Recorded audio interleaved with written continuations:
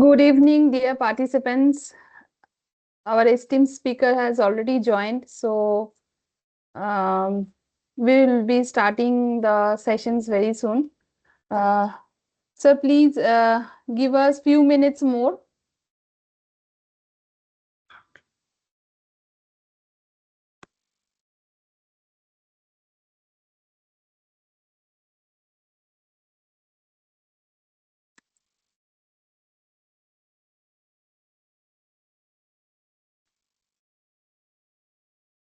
Sir, probably you are not audible.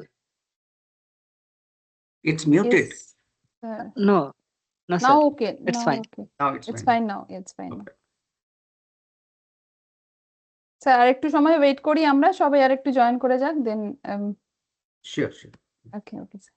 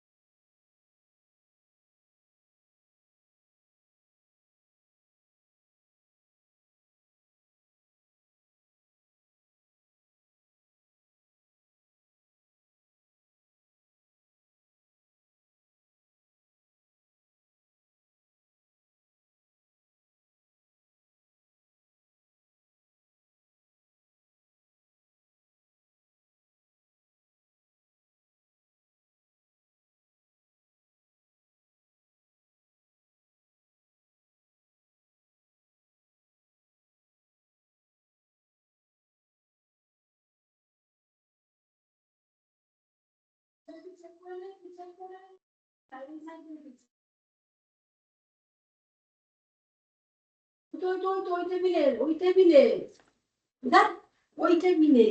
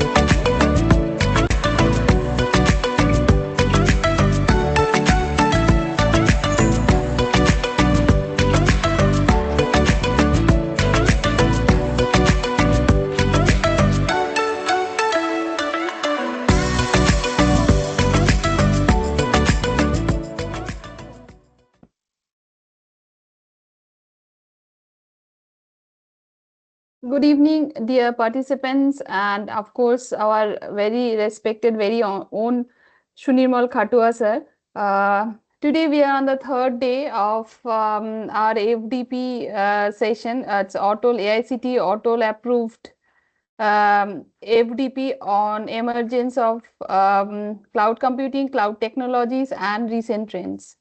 So, Before going into very much detail of the FDP or handing over the mic to our esteemed speaker, I'd like to tell that there are few persons outside of our college. For them, this FDP is a reality today, who helped us a lot in the entire journey. And not only that, without their support, constant support, motivation, and everything, it won't be possible. So Dr. Shunirmal Khatua, sir, is one of them. There are very few persons who has outside of our college who has helped us a lot. Sir is one of them, because in every respect, whenever we have faced any problem, we have called sir. Sir has shown us various paths. Thank you, sir, for everything. So now it's a formal introduction. So it's my privilege to introduce our esteemed speaker, Dr. Shunirmal Khatua. Definitely will be listening to him. I hope that our next two sessions are going to be very rich, and both the aspects in technical as well as in every aspect. So before that, it's a formality to introduce her officially. So Dr. Shunirmal Khatua is an assistant professor in the Department of Computer Science and Engineering, University of Calcutta since 2010. Before joining the University of Calcutta, he served as a lecturer at Jadavpur University since 2008 and R&D engineer with Tejas Network India Limited since 2006. He was the recipient of a Vishweshwara Young Faculty Fellowship from Digital India Corporation, Government of India, for the duration of 2018 to 2023. The prestigious gold medal and the university medal from Jadavpur University in 2006. His research interests include optimization algorithms in cloud computing, wireless sensor networks, and high performance computing. He has published more than 100 research articles in different reputed journals and conferences. He is a senior member of IEEE and a life member of IETE. So it is my extreme honor. I am privileged to invite you to sir, and as I have already mentioned, that without sir, it won't happen. It's a reality today, sir. So over to you, sir. Without further ado, I'd like to call sir. Thank you, everything, sir. Please start your session. Thank you, Tapasri, for your nice introduction. I hope I am audible clearly, Yes, right? sir. Yes, sir. So let me check. Let me share my screen first.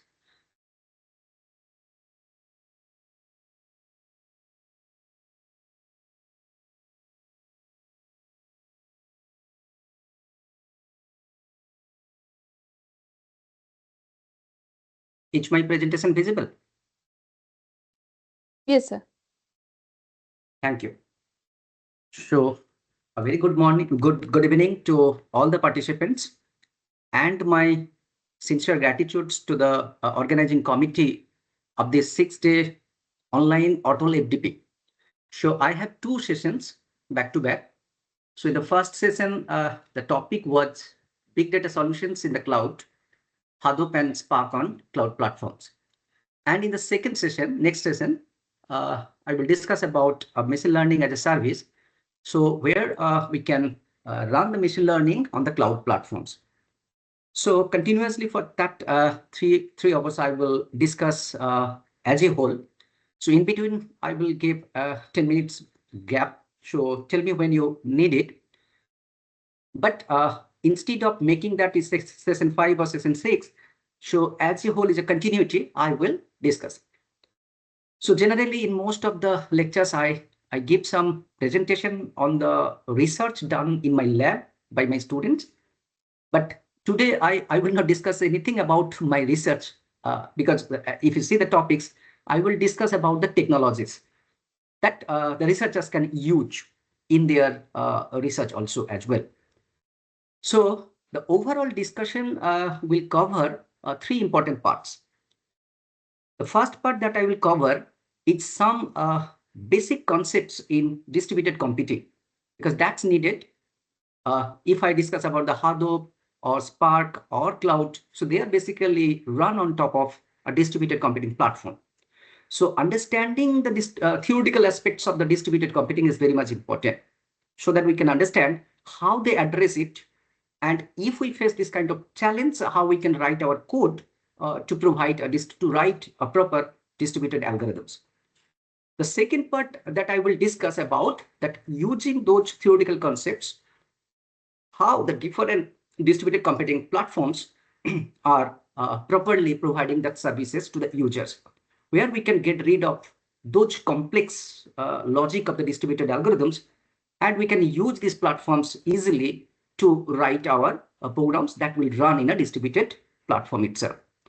And finally, at the last topic, I will discuss about the various machine learning techniques. I will not go into the depth of the machine learning, because that's not the topic of discussion today. We will see what kind of tools are available and how you can convert our machine learning algorithms as a distributed version, so that it can run in a distributed computing platform itself. So this is the 3 topics that I will cover as a whole during this next 3 hours. So first topic that I will cover today is the basic idea behind distributed computing. I hope all of you see this or read this story in your childhood, right? The Gulliver's Travel. So where we see that the Gulliver stuck in an island, the island of the Lilliputs. And we see that in that story, how those Lilliputs, being so little compared to Gulliver, they managed to bind Gulliver, and they were able to carry Gulliver to their king. So it looks like that this job is quite impossible for the Lilliputs, because the Gulliver was too big compared to them. And most of the time, that thought comes to us. If we have a big job, we always think that we need a supercomputer. So most of the time, our student comes and they told that this machine learning does not run. It requires a big computer for that. And there is a mistake. Because if we have a large number of Lilliputs like systems, and if we can manage those resources properly, they can do a big job very easily. So taking that motivations from that, the story of the Gulliver's Travel, the same thing occurs in a distributed computing platform. Who are the Lilliputs here? They are the standard any computers that are connected by the net or that are connected in the internet. So they can be a simple desktop, laptop, mobile, whatever it is. But only thing is that they are connected to each other through some wide area network. So you can choose any subset of these nodes. They are not a big computers. They are like these Lilliputs, and but they are connected to each other. And in real life, we can have millions of such small nodes that we can use to distribute our jobs. And as per the definition of distributed computing platform, it says that it's a collection of independent computers. Independent means they are not tightly coupled. So here it is different from the HPC, high performance computing. So in the previous 2 lectures, you have listened to the high performance computing part. So especially in the CDAC lecture also, I think you have understand about the Param supercomputer they have. So here it says that it should be small and independent. But whenever it's talking about the Param kind of high performance computing, the different cores are tightly coupled, right? They are dependent. One core is dependent on the others. But here, one node is not dependent on the other node. They can be a part of any network. They can be heterogeneous, and they don't have any dependency to others. They do not need to know who are the other nodes that participated in the system. So that's why they are small and independent. But the thing is that it should appear to the user as a single coherent system. The user should not think about the underlying network, how they are connected to each other. So to the user, it looks like this gray box you can see is a single big computer. And this red circles looks like a simple processes they are running, right? So to users, it's a big coherent system kind of things. So keeping this in mind, Whenever we try to write an algorithm that will run in this kind of virtual environment, so actually physically it's not present. So this coherent system, logically we have a view of a big system. 4 important things you have to satisfy. Otherwise, we cannot write, we cannot qualify it to be a distributed algorithms. The first thing is that your problem should be solved with multiple processes. If your problem does not have multiple processes, you cannot distribute it. So your problem should be such that it is decomposable to smaller subproblems. Otherwise, if you are going to the distributed computing platforms, you are doing wrong. You are going in a wrong direction. Because if you cannot decompose your problem to subproblems, you cannot create multiple processes. If we can't create the multiple process, we cannot distribute it. So the first requirement is that your problem will be such that it can be decomposed into smaller subproblems and create the multiple process and distribute it. Second thing is that they should provide some form of inter-process communication, because those subproblems needs to talk to each other to provide the overall solution to the original problem. So these processes should be able to communicate with each other for exchanging the messages. The third requirement is that they should not use any shared address space. It should be disjoint. So generally in high performance computing, or specifically the parallel computing, the two processes share some memory, right? So we have kind of things. This parallel processing has a common address space. All the data is there. Different processes parallelly perform operations on that common address space. That make the system tightly coupled. But in distributed system, since we have to make them independent of each other, we cannot use this kind of share. Because if we have a shared address space between two processes, it makes the processes depend on each other. So therefore, we should not use any shared address space. They should use the disjoint address space. And if they require to share, they will exchange some message. They have their own local copy and they should periodically exchange and update it. So in that way, they can solve this problem of disjoint address space. And finally, collective goal. Whatever the solution determined by the small processes, if we collect it, it should solve the original big problem kind of things. So to understand those 4 concepts, let me show you an example. Suppose this is a routing example. So in routing example, lots of routers are connected with each other to connect the different nets. Now suppose a packet, suppose one of the packet reach to node A, and that needs to be sent to that node. What the routing process in A does, it search its routing table for that network and find the next hop and forward it. Once it forward, the node E again search its routing table, find the next hop for 66, and it forward to D. Similarly, D also search and find it's in local, so it send it. Now, if you see that this overall implementation is a distributed algorithm implemented here, and how these 4 points exactly match to this point. You can say each of the router run one process, so multiple process is satisfied. Second thing, inter-process communication. So the router process in A and the router process in E has some inter-process communication. That's why it is able to forward the message, forward the packet to E. Similarly, E forward the packet to D. So without inter-process communication, it is not possible to forward the packets to others. The third point is disjoint address space.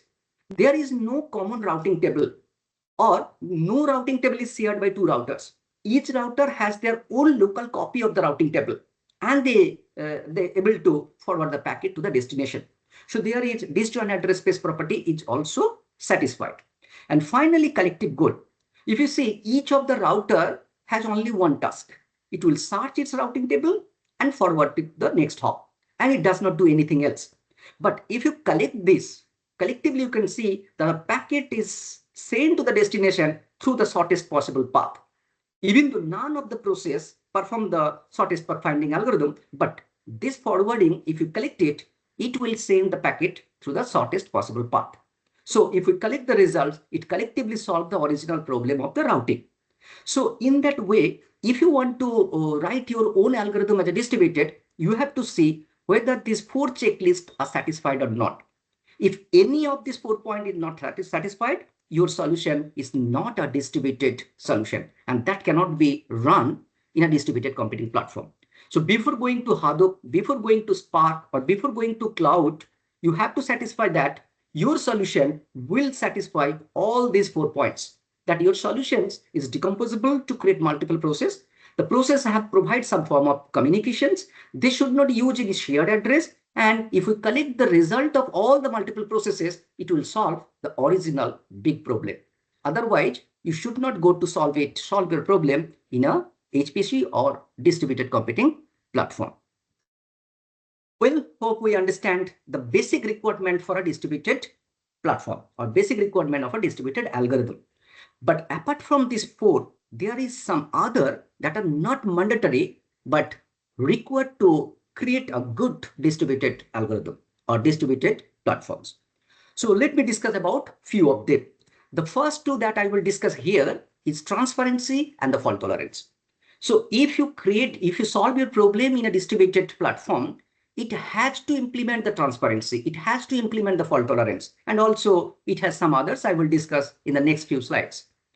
By transparency, I means it will hide the details. For example, suppose in the server side, there is a remote resource or remote object, or it can be anything that the client want to access. If the client can access without knowing the address of the server, that means I am providing transparency. If you write the client code with the address of the server, that means it's not transparent. You know where the resource is and access it. But I am accessing a resource without knowing where the resource currently resides is a challenge. And that challenge can be solved with the transparency kind of things. Let's see how we can provide transparency in a distributed system. For that, what we do, we provide a naming service like a domain name system or DNS kind of things. They maintain some name. For example, if you want to access a Google page, we use the DNS name, not the IP address of the Google server that has the page. So basically, DNS is a name service that provides this transparency, that I transparently access the Google page without knowing the IP address of the computer where the Google page presents. So similarly, for any object, any remote object, we can assign some URI. So that URI is called Uniform Resource Indicator. That may be considered as a name for that object, global name for the object. So the servers need to register that URI and the details needed to access it in the naming service. And it is inserted into the table. Now, whenever you write the client code, the first line of the code should be a lookup service with that URI. So generally we look up with that URI. So whenever you send a lookup command, it go to the naming service and the naming service return the remote reference, which has all the details to connect to that remote object. And using that remote reference, you can call that method. Now, if you look at this code, you written in the client side, I have not write anything about the location of the object. The name of the object is common. Whether it is present in which server does not depend. But my code is independent of the location of the object where it currently presents. That means I'm accessing that resource transparently. So this kind of transparency is very much important to provide when you write your distributed algorithms. Even though this is not mandatory, the previous 4 points is mandatory. Without any of them, it is not a distributed algorithm. But if you write this kind of transparent algorithm, it becomes a good distributed algorithm for solving your problem. Now, what about the fault tolerance? The fault tolerance is that what happened if the resource is failed. The server may be down, the resource may have some issue to access it. So obviously, when the client executes this method with that remote reference, the client will crash. It is not able to continue its execution. Now, without fault tolerance, the client will crash and fail to execute anymore. We have to provide some fault tolerance that even if there is a failure, the client is totally unaffected. The method will be successfully executed with that. So the thing is that how can we write a code that provide a fault tolerance in the client side? So for that, we just wrap a try-catch with a loop. It's a very simple traits to provide the fault tolerance in that system. Now you can see that if it failed due to the failure of the resource, it will go to the catch block. In the catch block, it makes success equal to false, put some delay, and again go to the while loop. So since the success is failed, it again try it. So it will continue trying in that loop. By the time the resource may be up, the server is up, the resource is again ready. That time when the loop works, So this method will be successfully executed. So it makes success equal to true and come out of the while loop after that successful execution. So if you see this small code there, it provides both transparency as well as fault tolerance to the client side. That is, even if the server failed where the resource currently present, if that server failed, the execution is successfully done at the client side. So with that, this small code not only provide this kind of fault tolerance, it also provide the fault tolerance due to load balancing. Now suppose we have a cluster of server and a load balancer move that resource from server 1 to server 2 to reduce the load of server 1. So it's not a failure of the resources, but since it moved to the other server, here also this execution will fail. So how can you provide this kind of fault tolerance? So what it does, when it moved to the server 2, the server 2 again re-register with the same name. So in the name table, the remote reference is updated. And when it go to the loop, again before executing, there is another lookup, because in the loop always it perform the lookup. So in that lookup, automatically the reference updated to the server 2 and it continue execution there. So successfully executed. So it also provide the fault tolerance, not only with the failure to the server, but if it moved to the other location also while it is executing that method, that continue. So if you make your method as a stateful, so in the server 2, it will continue where it is ended in server 1. And if it is a stateless service, so obviously, again, you have to restart at that location. So we have seen the transparency issue, the fault tolerance issue, how can you provide it? But this kind of transparency, this kind of fault tolerance is basically, you can think about a hack kind of things or trick kind of things that provide at the infrastructure level. But how can you write your code, the code itself fault tolerant? Not only that server failure or something, but I write my code such a way that even if some of the parts, some of the resources are failed, it can tolerate it. So providing fault tolerance in the code level while you write the code for the distributed algorithm is also very much important. Let me show the idea that how can we write a software which is fault tolerant itself, not the infrastructure level that I have shown in the previous example. So let me give an example that then you can understand how we can write an efficient code where the fault tolerance is embedded there itself. So this is an example where 3 processes are connected in that network and their clocks are generally not ideal clock. So they drift apart from each other. So we set these values to 3 p.m. But as time goes, there is a slow clock which is reduced and there is a fast clock that may be high. So their reading are not synced. And if I run some distributed algorithm where the different processes is running in different nodes, and if they depend on the current value of the physical clock, that will create a problem. So we can write our algorithms that can tolerate a maximum difference. We call it generally a clock skew. Suppose this is the clock skew, that the maximum difference between 2 clocks that can tolerate. But even if you synchronize it, as time goes, they try to drift apart from each other. And there is a rate of drift. Suppose at every unit of time, unit of value, they differ. So if you sync it as the time goes, they drift apart. And if my application tolerate up to a clock skew, we have to resync again. So after every hour interval, we have to sync it again so that again they will sync and they drift apart. After exceeding the difference to clock skew, again we will sync it.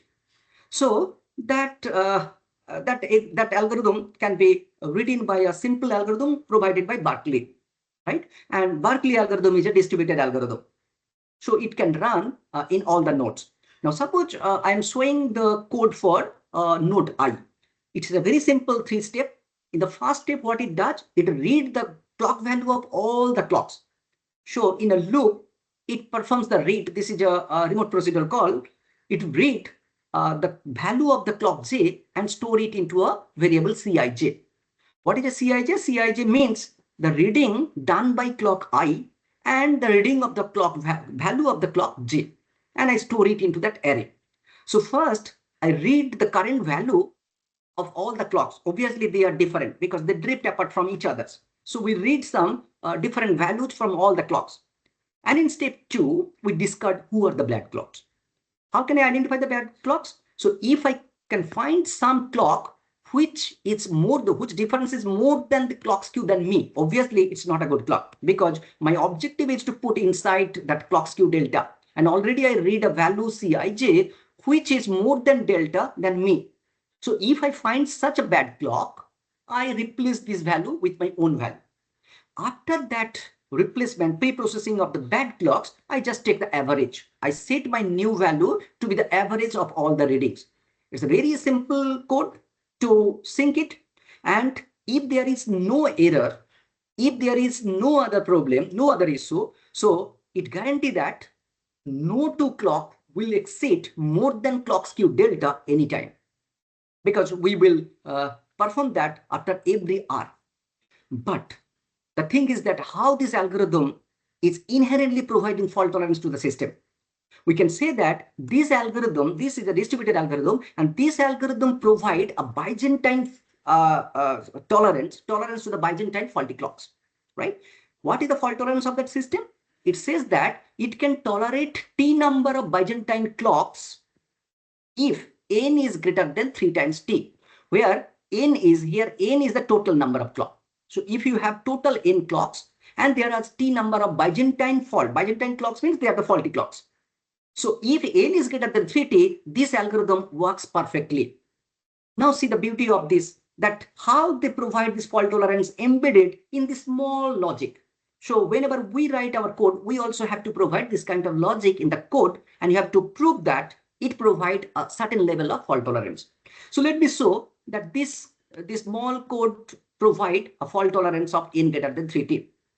Suppose this K is a Byzantine faulty clock. What are the Byzantine clock? They are the liars, because they are not telling the right true facts. So you can see whenever I perform the read, so whenever I reading this value of K, the K returns C plus delta. But when J try to read the value of K, it returns C minus 2 delta. So it is telling a lie. So these are the Byzantine clocks, and they are the faulty clocks. And that cannot be identified in step 2. See, step 2 is failed to identify it. Why? Because at that moment, the value of I was C, value of J was C minus delta. So if K returns C plus delta, the difference is within delta. So this step failed to detect K as a faulty. I conclude that K is a perfect clock. There is no failure. Similarly, the reading of J was C minus delta, and it returns C minus 2 delta to J. So obviously you can see the difference is within delta. So I and J, none detect that K is a faulty. So they use this in the calculation of their average value. And we can see that the difference of this is 3 delta. So in the calculation, they will have a difference of 3 delta by n. And if there are K such faulty clocks, the difference will be, maximum difference will be 3 delta T by n. And that is acceptable to me as long as this is within delta. And that proves that n greater than 3T. So you can see this small code, how it is embedded, that even if there are T number of such Byzantine faulty clocks, they are telling lie, but this algorithm perfectly works. And based on that, you can design what will be the value of your R. So because already you know that the maximum difference already they have 3 delta T by n. So you can find the value of R, and taking n equal to 3T plus 1, you can simply set the timer. Here, T is the tolerance of your algorithm, how much fault you can tolerate. This rho and delta is the parameters of that system. Use this value to calculate the timer, and after the timeout, run this 3 steps in all the clocks. And even if there is some Byzantine faulty clocks, it never exceeds any 2 clocks by more than delta. So this kind of fault tolerance you can embed within your algorithm itself. So apart from this transparency and fault tolerance at the infrastructure level, we may need to write our code in such a way that also tolerate certain kind of failure. The next thing that I will discuss is that there are certain situations where sometimes it is not possible. There is some impossibility conditions, right? Some kind of failure, you cannot provide the tolerance. So let me give one such example, that this failure, you cannot tolerate it. You have to handle it separately. Suppose there is a client and server. The client sent a request to the server, and while it is executing in the server crashes. and the client does not have any idea that the server crashed. So how long client will wait, and how to guarantee that this is exactly executed one times in that server? So for example, suppose this client is your ATM and the server is the database where the bank database where the transactions are updated. So the problem in the ATM is that if I don't know whether in the server is database is updated properly, the client is totally unaware what to do to give the money or not. So generally we provide three kind of semantics for that. If it is not an ATM kind of application, we can go for at least one. That is, try continue. At least once I get a reply. And if it is an ATM, we have to go for at most once. So maximum one I try, either it is successful or failure. But you can see that exactly once, if I want to give a tolerance, so that exactly once it will be executed, not less than one, not more than one, it is impossible. So this kind of fault tolerance, it's not possible to provide. To show that it's not possible, I write all the possibility in the code in the client side and all the possibility of the code in the server side. The client, what it can do, it has to decide after timeout whether I will again call the function or not. So accordingly, there are four options. One option is that I can perform the second time call only if I get a reply. Last one says that if I don't get a reply, then only I call it.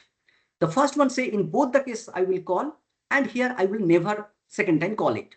Other than that, there is no other possibility to write the code, reissue code in the client side. Now in the server side has only two options.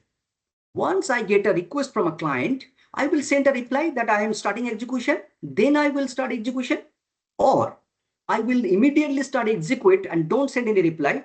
Send a reply only if your execution is successful. Now in the server side, the crash can occur. The crash can occur anywhere. The crash can occur at the end, the crash can occur at the middle, the crash can occur at the beginning. So ultimately total 6 possibilities in the server side. Now, if you check how many times it is executed in the server, there is the table that specify how many times the process is executed in the server side.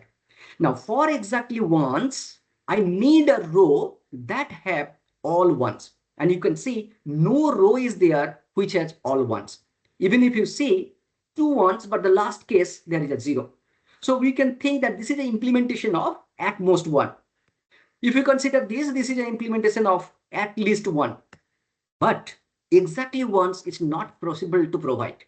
So here also we provide the fault tolerance perfectly for at least 1. We provide fault tolerance exactly to at most 1, but there is no way. It's impossible. It's impossible to provide the fault tolerance for the exactly one's case. So you have to analyze that for your problem, whether it is possible or not. If possible, find the best way to provide fault tolerance at the code level. Here also I am providing the fault tolerance at the code level itself. Well, so we discussed about the transparency and fault tolerance issue of distributed platforms. Important. It is also very important that whenever you design a distributed system, it should be scalable. By scalability, I mean that can it be able to adapt the change in the demand? Suddenly the demand exceeds its capacity, or suddenly it increased, huge request come per seconds to the resource, or suddenly it dropped. So can it adapt to the change? Then we say your system is scalable. Now there are two basic ways to provide the scalability. The first one is called vertical scalability. So as the name specifies, add more resource to the server. We have a small server. We add more resources, more RAM, more CPU, so the capability increase. So it can cope up with more resources, more requests, or you can further increase the resources assigned to that server. So vertically we are going up. That's why it is sometimes called scale up. The second one is the horizontal scalability. So here I am not increasing the capacity of each of the node. Rather what it does, I have a cluster. I add more node to the cluster. So initially the cluster has only one node. Now I am adding one more so that the cluster has 2 nodes, or I can even further add some node. So I have now 3 nodes in the cluster. So it can it will be capable of addressing more requests per minute. Now here also you can see that the scalability is provided at the infrastructure level. How can we write the code? The code itself, the scalability can be embedded within the code itself. So let me give an example where the scalability issue can be addressed at the software level, not at the hardware. So let me give an example. We all know about the hash table, right? We have a hash table where we can store some key value pair based on a hash function. So whenever I insert a key value, the key is given to the hash function.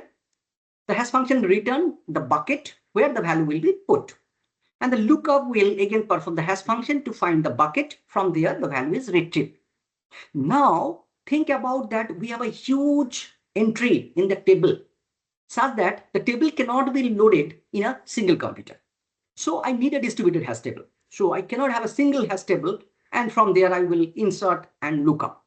The full hash table itself broken up into smaller hash tables, and it is distributed across multiple nodes. Now, whenever someone has some data to insert, so it will not insert on its own location, own hash table itself, right? Because if it's loaded in its own hash table, it will be very problematic for others to find where a particular key present. So we should have a uniform scheme so that the node which inserting will find by some probing, it will find the hash table where to insert. And the scheme is such that anyone others can easily find a probe to that location and retrieve it.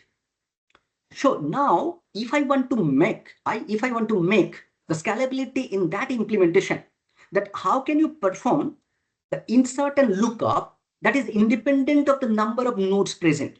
So here, basically, I want to provide the scalability of that probe, because for insertion, you can see there is one probe, another probe is there. So 3 searching is there, and then only it insert it here.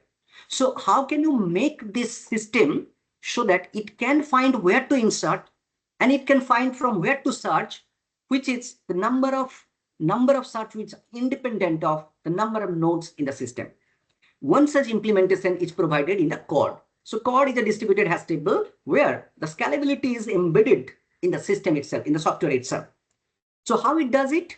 The CORD basically map the node identifier. So for example, if you provide the IP address of a node, the hash function returns an embed value. Similarly, if you perform the hash function of the object or the data, so that also provides the same embed value. So that means the node identifier, that means the node identifier as well as the object identifier map to a common space. This is independent of how many nodes and how many objects are there. So this is an example of where m equal to 3. So what it does, if m equal to 3, that forms a chord or the ring, and starting from 0 to 7. And if you can see that the solid square are basically the nodes currently present. And if it is a blank, the node does not present. So suppose right now there are 5 nodes. So accordingly, they are using that hash function, they are mapped to those values. Now, if there is a data or file that whose hash value is coming to here, so that will be stored in the successor here, which is present. Similarly, if something is has to some object is has to this, it will be inserted to the next successor node, right? So in that way, both the object as well as the nodes are mapped to the common space. Now, if we see that how can we make this independent, that concept is based on the finger table. So now suppose this is an example of a chord. Right now there is only those nodes present. For example, N1 is present, N8 is present, N14 is present, but N2, N3 up to N7, they are not present. They can join later. So the nodes can join or leave to the distributed system any number of times. And we have to find a table that will make the searching or the probing independent of the number of nodes. So that is done by a finger table. What a finger table says, for a particular node at n, the finger identity of this is the successor of n plus 2 to the power I. That means if we want to find out the finger table of n8, here n equal to 8. So 8 plus 1, 8 plus 2, 8 plus 4, 8 plus 8, like that. Now, if you see, whenever we perform 8 plus 1, this value is 9. So 9 node is not currently present. So that's why it will be stored in, we have to search in node 14. So that's why the entry is 14. Similarly, 8 plus 2 means 10, it is 14. 8 plus 4 is 12, it is 14. But whenever it is 8 plus 8, 16, 16 goes here, its successor is 21. So entry is 21. So that way we can create a finger table And as the node join or remove, the finger table will be updated accordingly. Assuming that we have this kind of finger table, let me show you that how node 8 performs the lookup of 54, how it find where the 54 presents. So what it does, it basically performs the lookup into its finger table. Now it sees that the 54, from that 54, it can find that it should go to node 42. It directly find by probing into its finger table that it should node 42. So it go to the node 42, it's probed to node 42, and node 42, suppose they are the finger table, and based on this 54, here it find that 54 is basically find out from 51. So it will be moved to the 51, and in that way it can reach that 56 and find 54. If you look at this, each time the probe becomes a half. So from there it go to the half of that chord, then again it will go to the half, go to the half. So obviously I need a logarithmic space. So that will be the log of 2 to the power m, right? So if the ring has m bits, so total is 2 to the power m. So it will be log of total number of probe will be the log of 2 to the power m, where m is the number of bits. And the log of 2 to the power m is exactly equal to m, which is the number of bits we use to represent the ring. And this is independent of the number of nodes currently present, right? So in that way, if you design your algorithm such that the scalability can be embedded in the software itself, I do not need to rely on this scale up or scale out kind of things. So always we have to mind that kind of things, and then only if it is not possible, I have to scale up or scale out. The first level of scalability will be at your software itself. The second level of scalability will be at the infrastructure level. So that kind of scalability is another important things you have to keep in mind. The next important thing that you have to keep in mind is the availability. That means if you store your data in a single system, and if this system is down, it's not accessible from anywhere else. So you have to provide high availability to your system itself. So how can we provide high availability? The common sense is that we will replicate it to more than once. So if it is present in 3 places, even if 2 nodes is down, it is accessible from the 3rd node. So replication of the data item is the basic solution to provide high availability to that. But this replication creates another problem. If I want to access this from a transaction, if different multiple transactions want to access this, so that needs to be locked. Otherwise, there will have some concurrency control issue or consistency issue. Some will be modified, the some will not be. So that kind of problem will be created due to providing high availability to your system. Now, there are basically 3 important approaches to provide the locking mechanism.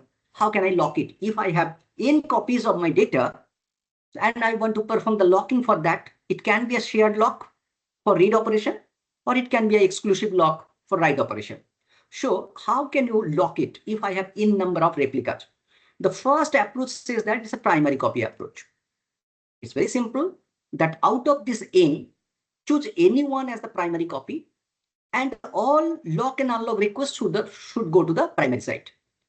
The others will find using the lookup approach to find where the primary site is. But that solves the problem, that if I have more copies, choose one of them in the primary site. If that node failed, it can be chosen another primary sites. In that way, the availability can be assured. But the issue will be that how long time I will schedule if that node is failed. A better approach is the majority protocol instead of primary copy, because that is the problem of primary site fails. So better approach is majority protocol approach.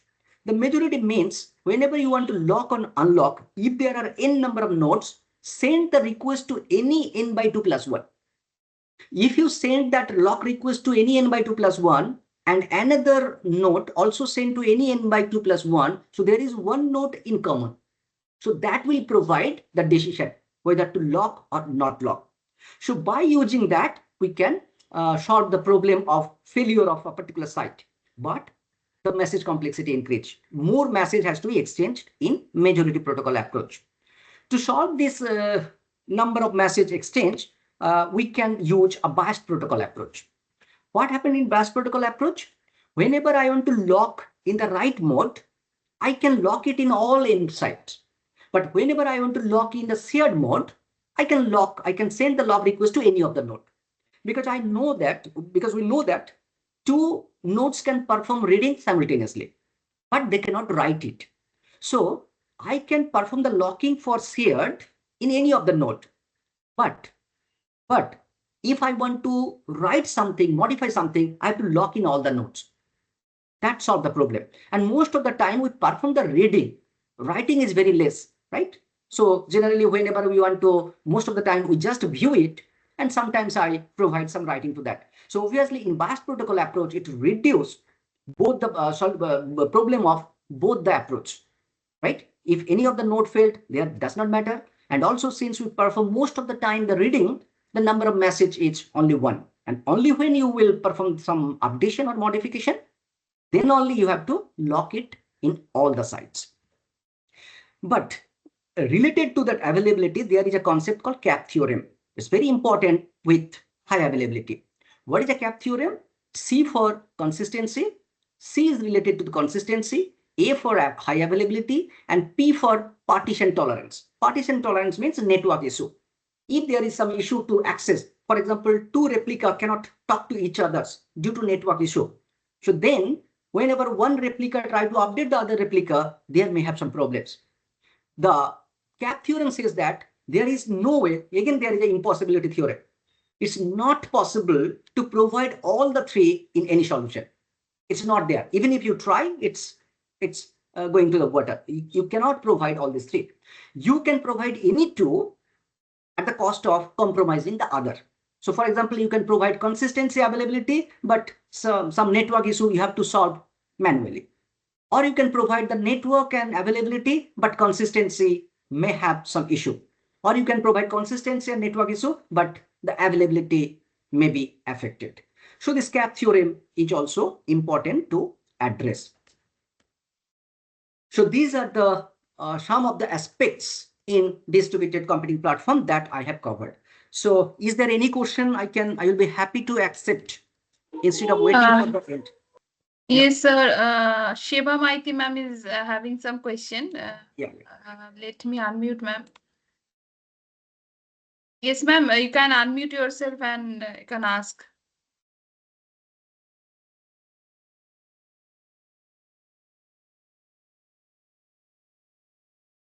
Ma'am, do you have any question? I'd say by mistake only.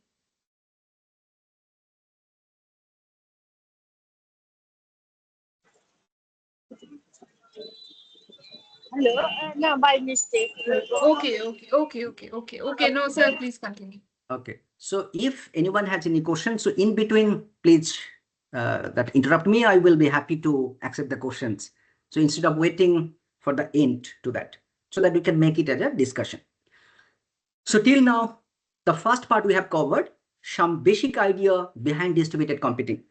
Now we will see how they are implemented in the real platform, like Hadoop, Spark, or this kind of platform itself. So for that, whatever we discussed till now, that there is some nodes where you can distribute our task. But generally, in today's distributed computing platforms, these nodes are not distributed geographically. They are generally put inside an HPC platform, HPC environment, right? So we call generally it is a data center. So in that data centers or the high performance computing that you have learned in the previous two classes, you can see that they have some racks. So these are the racks, right? Even if you see in the Porum environment we have in our CDAC centers, they also have such racks. And on the rack, they have lots of such nodes. So these are the nodes where you can run your distributed algorithm. So geographically, it's not distributed. They are in the same room, in the same places, but they are independent of each other. So we can have one rack. This is one rack, and within the rack we have some nodes, and on top of the rack there is a rack mounted switch. And you can aggregate those rack by using an aggregation switch. Those racks, so there is one rack, there is another rack. So those racks are aggregated by some aggregation switch to connect all the nodes together. So by using this configuration within a room, we can have millions of such nodes. Huge number of nodes are there. So you can distribute your job properly across this kind of data centers. Now, what they do, they put generally network OS on top of these blade servers that allow the development of middleware services. So these middleware basically provide all those solutions. Whatever I discussed till now, this transparency, availability, your fault tolerance, that are at the infrastructure level, they are all implemented by the middleware. So the user who want to concentrate on the algorithms part, they can be free of that. They can write some distributed algorithm on top of this middleware service. But obviously, if you want to provide the scalability at the software level, or if you want to provide the fault tolerance at the software levels, you have to address it in your application itself.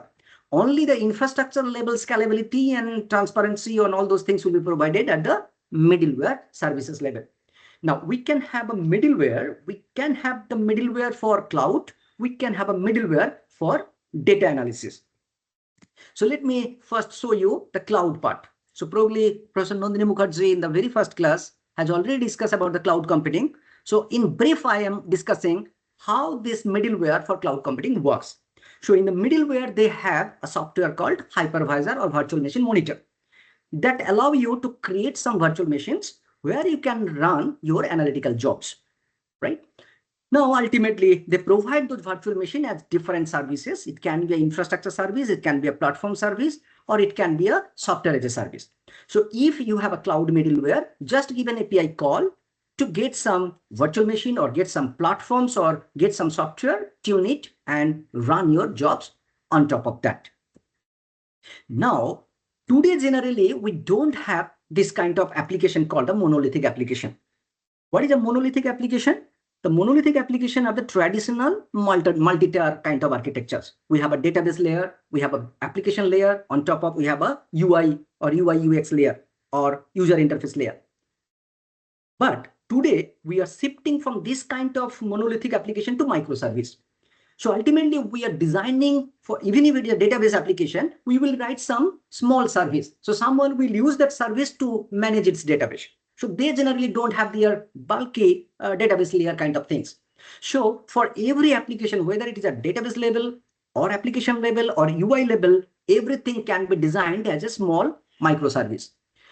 And if it is a microservice, the question is, are the virtual machine the best choice for running the microservice? The answer is no, because the microservice is very small and you are using the virtual machine itself. If you see, if you run these microservices, in a virtual machine, you can see in the virtual machine, there is a guest OS. That create a problem to run the microservices because the size of the guest OS itself is much higher than the microservice. So whenever we launch such a virtual machine, it takes a longer time. So booting time is very high. So microservice needed only a small amount of time, but most of the time of the latency goes in booting that virtual machine there. So virtual machines are not the good choices for running today's applications, because most of the today's applications are running inside some microservices. Compared to that, if you go to the container, in the container you can see they have only the application and the library, and there is no operating system as such. So there is some container service provider. If you use a Docker, there is a Docker engine. If you request the Docker engine, it will give you a such kind of unit of application and binary libraries to run your job itself. And it will use all the web services from the underlying operating system. So it is much better to assign those microservices to a container. For example, this microservice can be assigned to this container. This can be assigned to this container in that way, so that it will take very small time to boot, execute, and give you the result. And if you required, you can use a hybrid kind of things. So you can have a virtual machine. On that virtual machine, you can have multiple containers, and you can assign some microservices to the containers running inside the virtual machine itself. So what I want to say here is that instead of always getting a virtual machine and running your task, map your task as a microservice and put the microservice or place the microservice in a container. And the container can be loaded either in the directly on the bare metal, or it can be put inside some virtual machine. Now, the third category, which is not so much popular, is called unikernels. What happened in unikernel? Suppose this NGINX is one such microservice.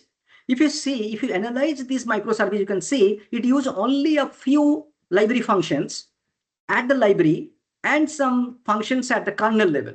Most of the functions are unused because this NGINX does not require this.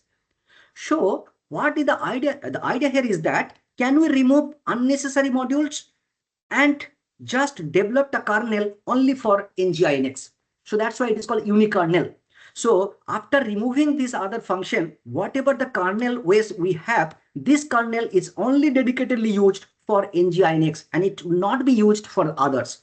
Similarly, in the library or the third-party application or some services, unnecessary applications are removed.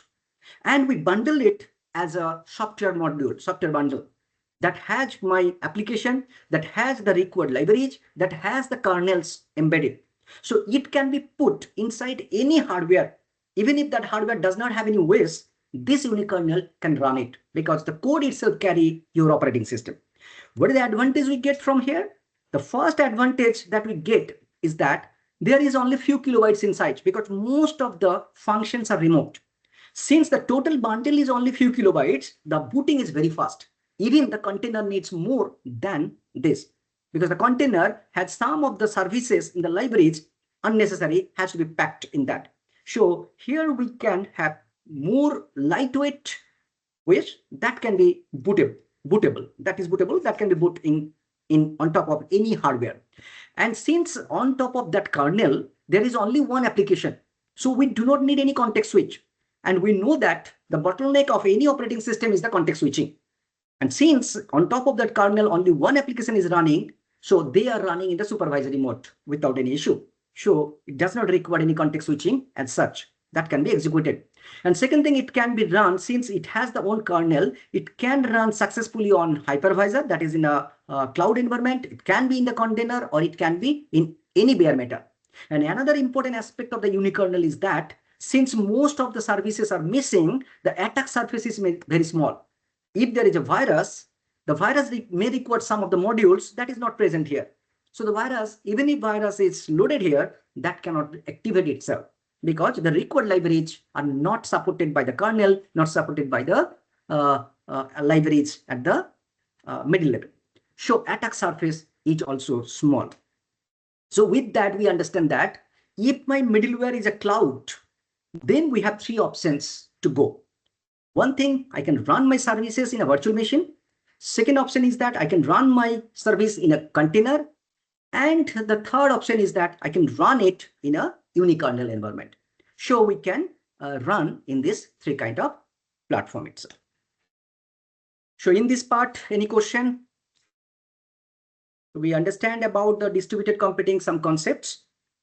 Basically, the four mandatory concepts like that is multiple process, inter-process communication, disjoint address space, and collective goal. Then we discuss four important aspects. One is called the transparency. Second one is the fault tolerance. Third one is the scalability. And the fourth one is high availability.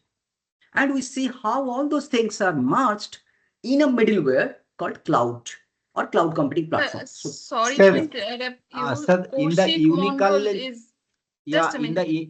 sir, Yes. in the unikernel mode, where is the OS, sir? OS it's embedded in the software itself. You can see initially, suppose this NGNS6 is installed on top of OS. OS means the kernel part. That means you are talking about Nginx one software. This is an operating system embedded software. This is a service. NGINX is a microservice. So that can be installed on top of that. But after analyzing this microservice, we see that most of the library and the kernel functions are not used. So what we can do, we can remove those unused things. It becomes very small. So these are only the kernel functions needed by NGINX. That means unikernel is an edge device kind of thing you are talking about? Exactly. For edge device, unikernel will be popular. Right now, unikernel is not so much popular. Container is very much popular right now. But for edge, because I have a very small device, and sometimes so I can train my model elsewhere. I am putting the trained model inside that microkernel. And Exactly. that is the only one task it will give you, whether this is a bus, whether this is a taxi kind of thing. That Exactly. kind of segregation it will be able to perform, right? Yeah. And since it Okay. is a small, you can see all these advantages you got from this unikernel. Booting Okay. time, because you have a edge device, so it will Right. take more time to boot. So booting time will be less, context switching is not required, attack surface will also be small. Okay. But Okay. unikernel is not so much popular till now in the community, but I hope in future it will be very popular for edge computing kind of platform. Okay. Okay. Thank you. Okay, very good. Any other question? Okay, sure. So I have discussed the distributed computing platforms where the cloud computing implement those concepts here. Now I will discuss about the data analysis. So for example, cloud is mainly for computation purpose. But what happened if I have a big data? I want to perform some analysis on that large scale data. So first let me define what a big data is, and then I will discuss about the middleware or the platforms where we can perform the analysis on the big data. So generally big data is defined by some V's. We call it multiple V's there. So for some popular definitions for the V's are volume, variety, velocity, veracity, and value. So very common. Out of this, volume, variety, and velocity are the most important, and there is some others are also. So to have the idea of what we mean by the volume means it does not say that it should be some petabytes or exabytes or zettabytes. It's a wrong idea. So big means large data means it's a big data. It's not the thing. When I call a big data, whatever the size of the data is, if the current platform does not able to hold the full data in a single system, we call it a big data. That is whatever the data you have, if it requires distributed platform to store the data, it's a big data. For example, I have only some kilobytes or megabytes of data. It's a big data if I talk about the edge environment, because each of the edge, this becomes very big, right? So it's a relative measure. So the definition is that the big data is satisfied if the current platform single node is capable to hold your full data. That means if it requires to distribute your data properly across multiple nodes, then I say the volume property is satisfied. What is variety? Variety, we know that today we are talking about unstructured, semi-structured kind of data.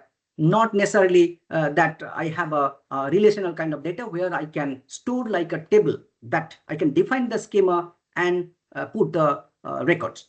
So if or if I can define partially, that is the semi-structured or unstructured, that means it falls under the big data problem. What is velocity? Velocity is basically a streaming. That is, data is continuously generated. And while the data is in motion, you have to perform some calculation or computation on that. So I will discuss about this velocity later, that how to address this velocity part.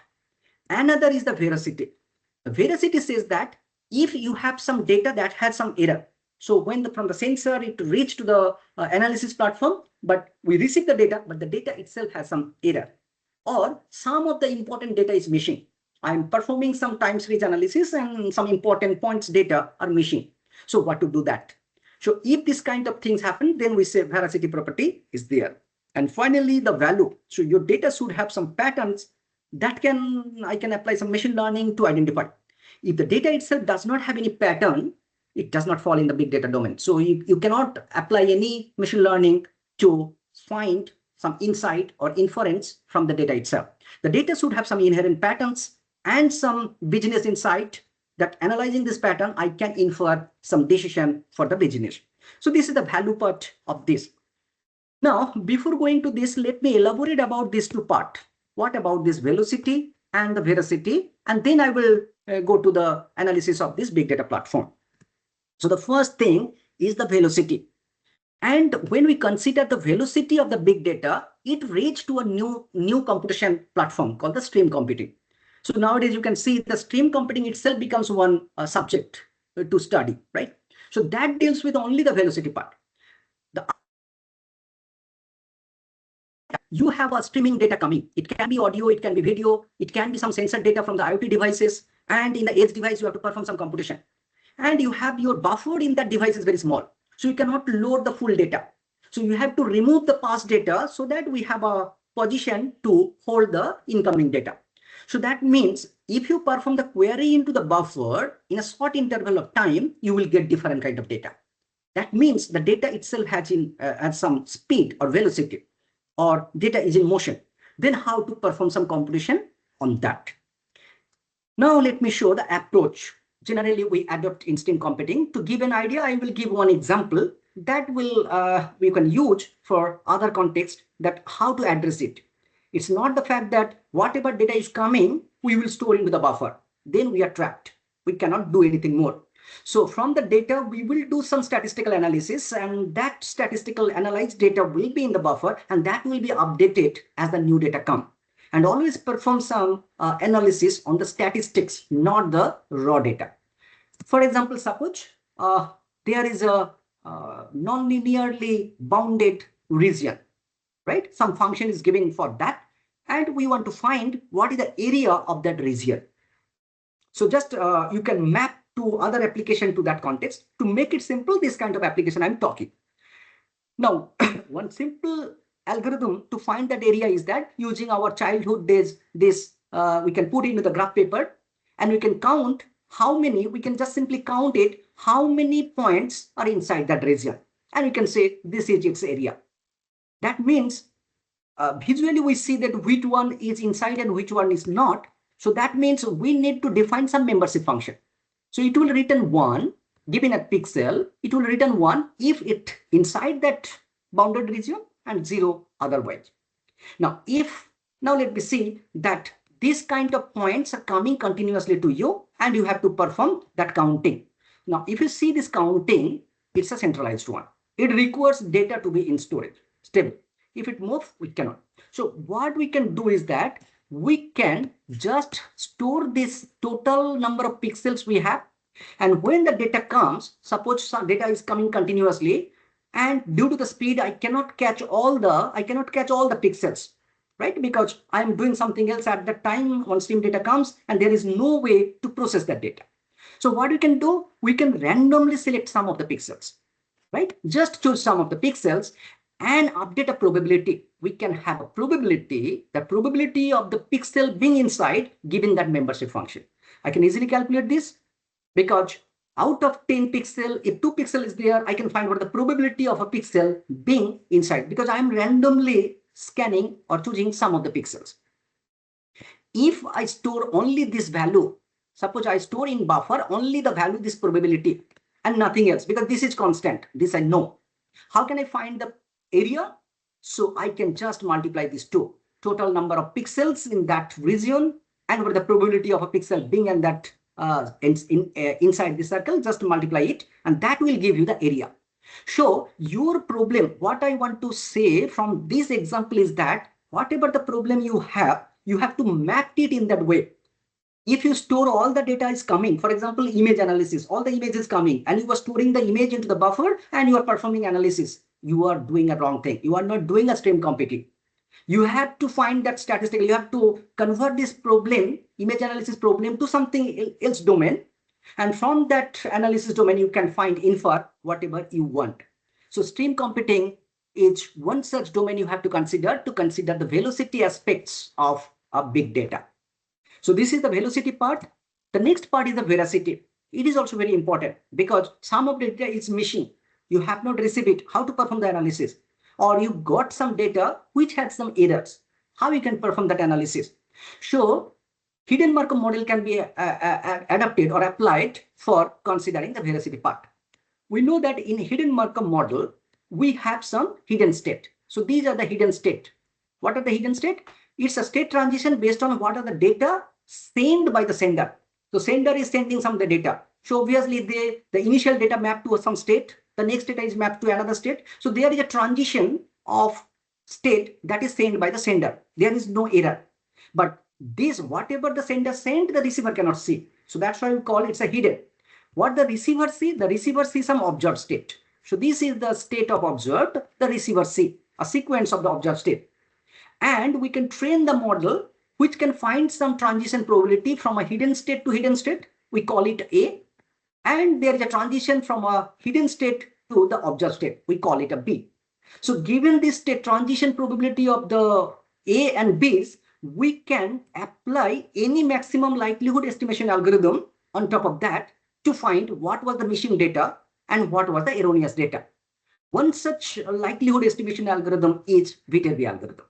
So Viterbi algorithm, what it does, it basically take your sequence of observed state. This is the state transition, hidden state. This is the initial probability. This A is the transition probability related to the hidden, and B is the transition probability related to hidden state to observed state.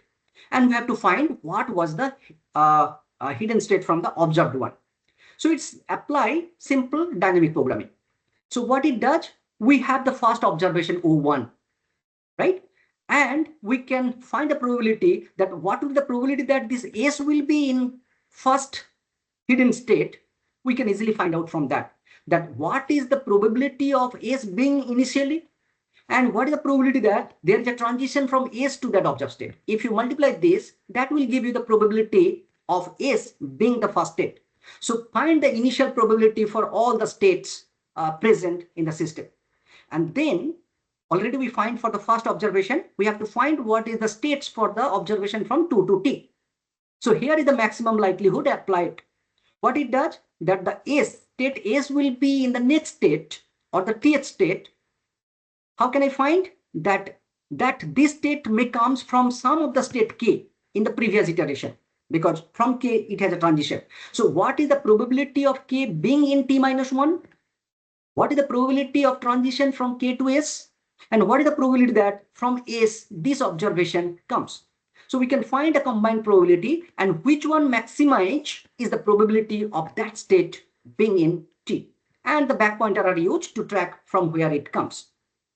Right? So using that, if we backtrack it using that back pointer, we can easily find from some of the observed states what was the sequence of the hidden state, and from that hidden state I can map what was the correct data sent by the sender and what are the missed data missed at the receiver side.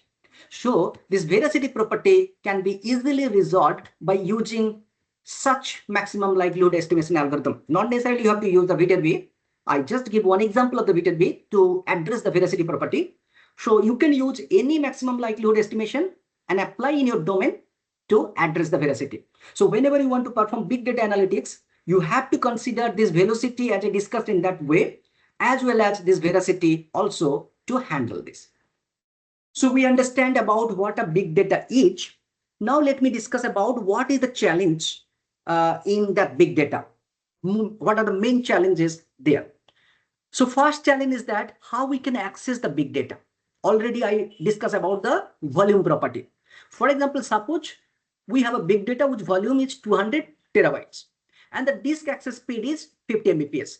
So obviously if I load it in a single system, it will require around 4 million seconds, which is equal to 46 days, more than 46 days, just to read the data, and then I can perform the analysis. And most of our students nowadays facing this. Whenever they are performing some machine learning, we give some tasks to machine learning to them. Whenever go to the collab, so in a free tier, they say that it's taking 2-3 days to give the results, right? So because they are not running in a big data platform environment to handle this challenge. So small kind of analysis is okay, but for a big analysis, it will not due to this time issue. So what is the solution? Distribute it and read parallelly. So this is very basic solutions. So if we have some kind of distributed platform where 200 TB, instead of writing in one place, I can load it into millions of nodes so that each of the nodes have some kilobytes or megabytes. So parallelly they are reading, so time will be very less. What is the second issue? The second issue is that how to handle the node failure. That already discussed the fault tolerance when we discuss. If I say why fault tolerance is so much important, suppose there are one of the nodes. So in the data center, suppose each of the node will fail approximately in 1000 days. So this is the general lifetime of any servers. Now, if there is a cluster of 1000 nodes, that indicates that one node will fail every day. And if your cluster has 1 million nodes, that means 1000 nodes will fail every day. So how to handle this, right? So even if you provide this kind of infrastructure failure, so the solution for this is that replicate whatever I say, the data replication, high availability. So replicate it to 3 or more nodes. Now you can see that suppose there is one rack. So whenever you replicate, and suppose there is another rack, the replication policy is the minimum 3 or more. The 3 policies comes from the fact that replicate 2 nodes in the same rack and 1 node in the other rack. So that means if there is an issue only in the node, it can be available from the others in the rack. So I don't need to switch to the network. In the same network, I can access it. However, if the rack itself is down, we have to go to the second rack. So that's why the minimum replication factor will be 3, and we can add more nodes to increase the node failure, to solve the node failure issue. Now, the third is the network bottleneck. That is, if you have 1 Gbps network, now moving 10 terabytes of data require 1 day. So you have a code. Now your data is something there, but from the network you have to read it. Now, even if your data network is 1 Gbps, you can see to read 10 terabytes from the disks, so it requires 1 day. So huge time is needed to read it. So what is the solution? Instead of moving the data to the code, move the code to the data. This is the most important aspects we have to do. So if you have a data somewhere, and if your analysis node is there, the data is copied to that analysis node and you perform, so you are done. Because it takes more than 1 day to count the data and then you will perform the analysis.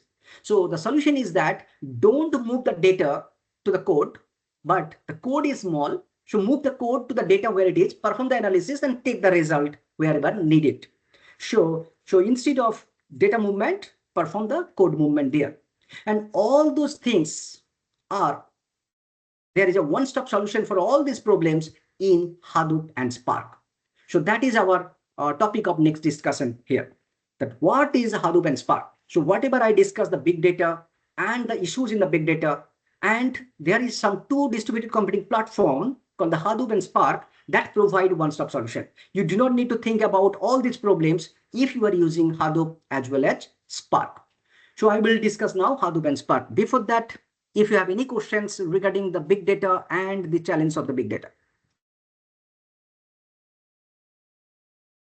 Is there any question? Okay, so I can start about this Hadoop and Spark. Now, Hadoop has 2 main modules. One is called HDFS. HDFS is mainly used for providing distributed storage, so that large volume of data can be distributed across multiple nodes. And the second thing is MapReduce. MapReduce is for parallel processing or distributed processing.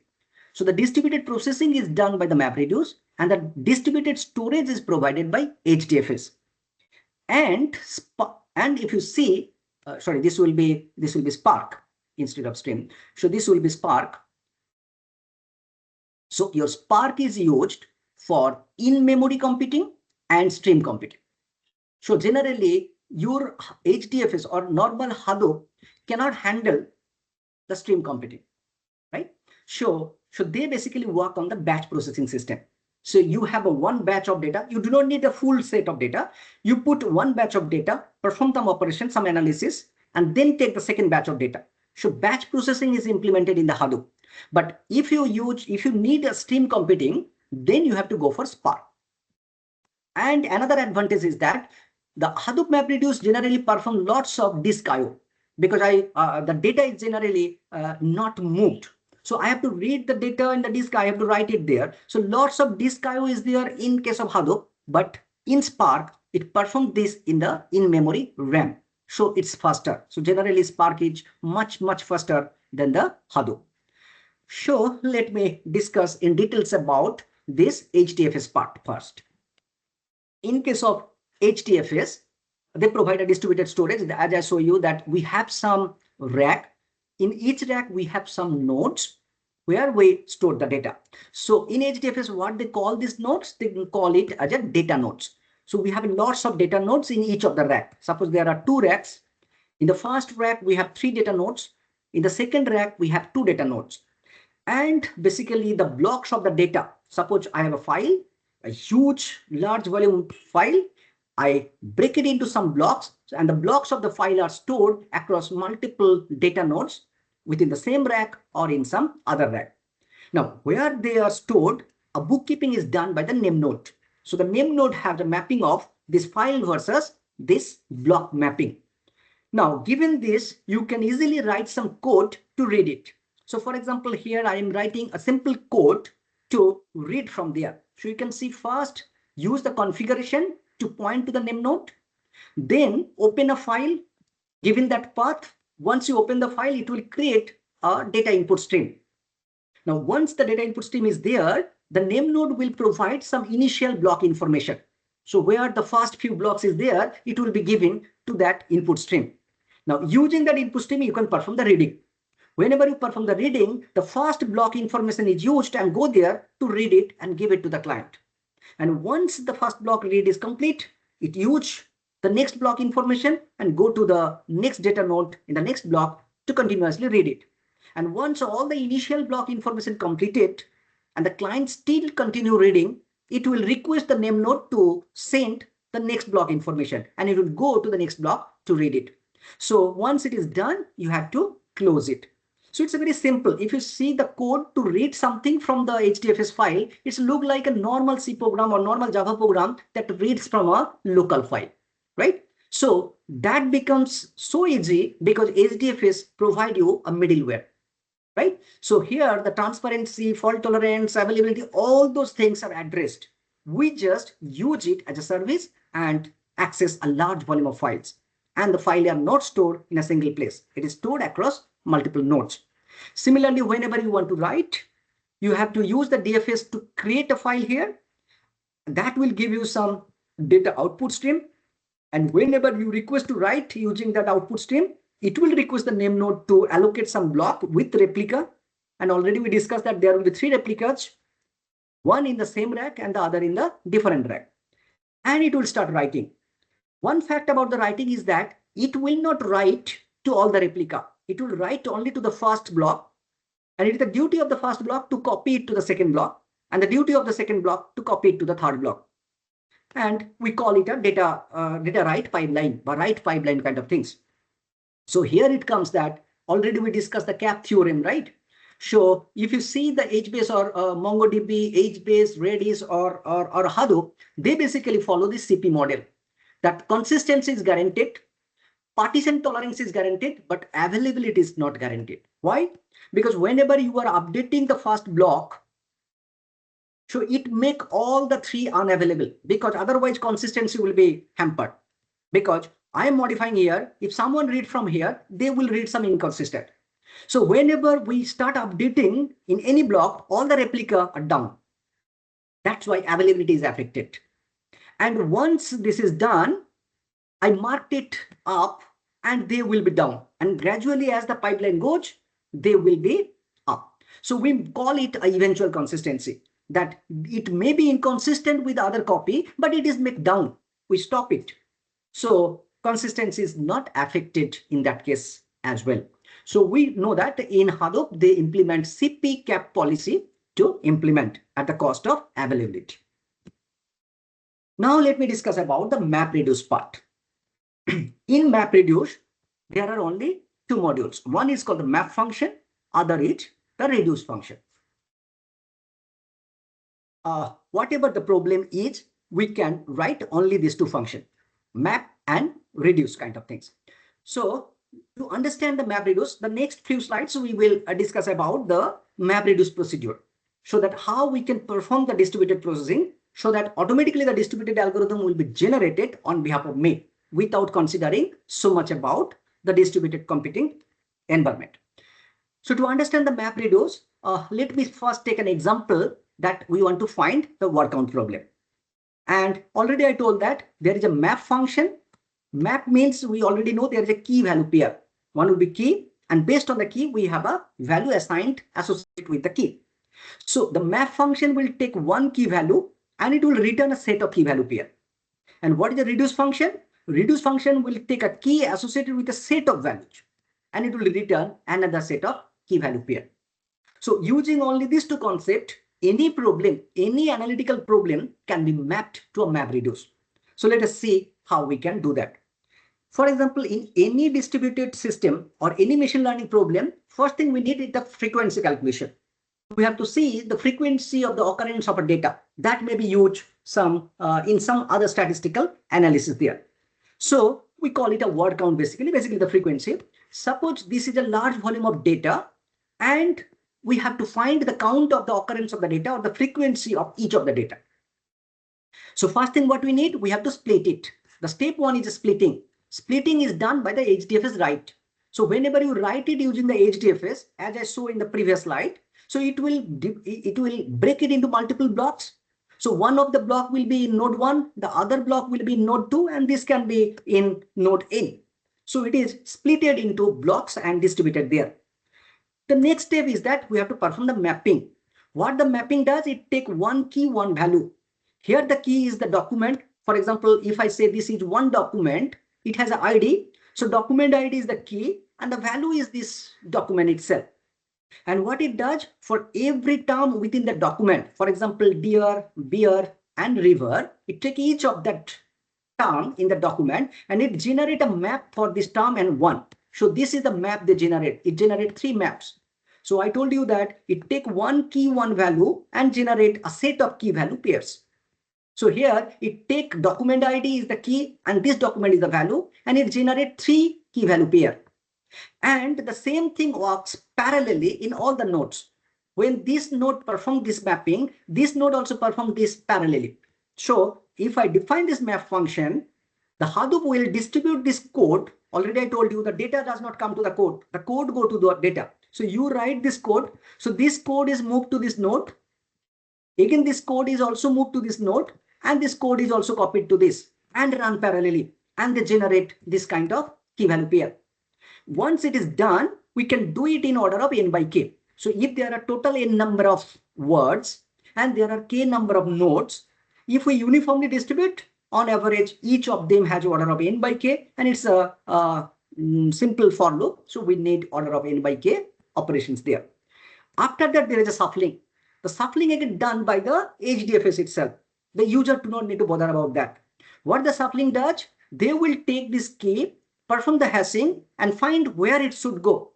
So wherever this deer occurs, suppose there is a deer, their hash function will return the same node ID. So they move to the same node. The same data move to the same where. After that, it will be given to the corresponding reduce function. So the reduce will get beer as the key and the set of value is 1, 1. So you can see the reduce function have one key and a set of values. So here the key is beer and the set of value is 1, 1. For this reducer, the key is car and the set of value is 1, 1, 1. So what we need to do, just perform the summation here. So after doing that, all the reducer find the frequency of each of the word and write it to the HDFS. So that also can be done in order of n by k. And since they are in sequentially, the overall complexity is order of n by k.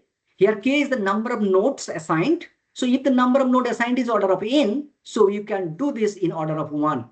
So that means the total time needed to find the frequency of the data is independent of the number of words it present. So that's a massive achievement of MapReduce. It's so much robust that almost instantly I can find the frequency of billions of data. So obviously, if I have a data centers, we have millions of nodes. We can assign so many. So very quickly we can find it. So with that, any question?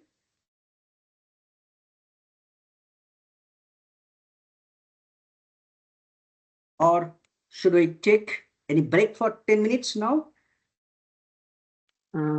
Yes, sir, there is no question. If anyone has any question, please raise your hand so that we can unmute.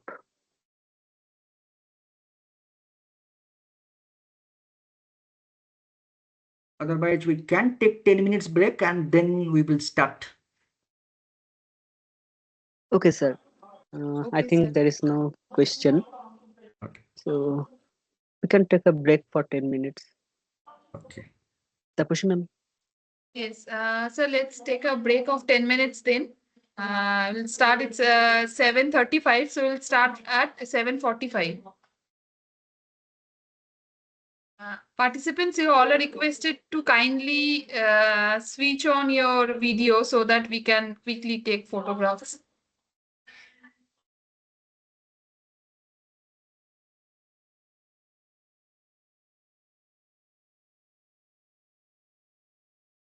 Participants, please just give us 2-3 minutes.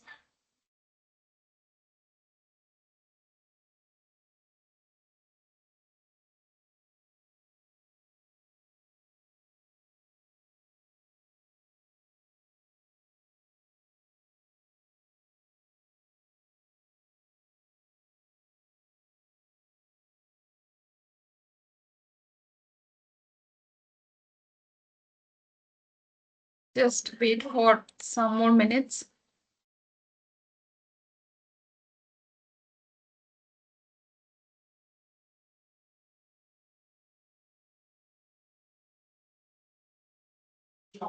Yes, done. Thank you. So let's take a break of 10 minutes and then we'll start the session sharp at 7:45. Thank you.